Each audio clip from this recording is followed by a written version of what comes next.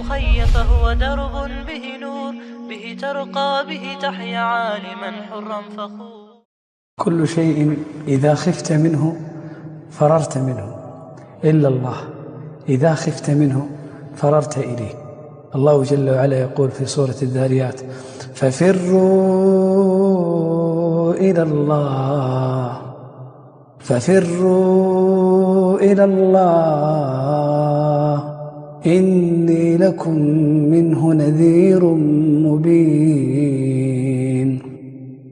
ولا تجعلوا مع الله إلها آخر إني لكم منه نذير مبين.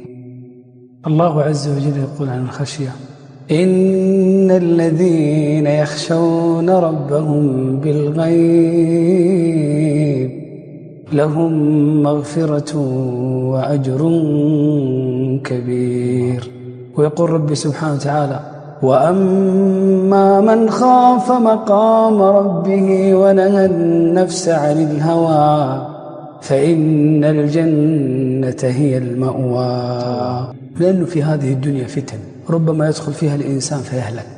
النبي صلى الله عليه وسلم يقول: تركت فيكم ما إن تمسكتم به لن تضلوا بعدي أبدا، لن تضلوا بعدي أبدا. كتاب الله وسنتي. من أجل ذلك الله عز وجل يقول لنبيه: واصبر نفسك مع الذين يدعون ربهم بالغداة والعشي يريدون وجهه ولا تعد عيناك عنهم تريد زينة الحياة الدنيا ولا تطع من أغفلنا قلبه عن ذكرنا واتبع هواه وكان أمره فرطا. الله أكبر.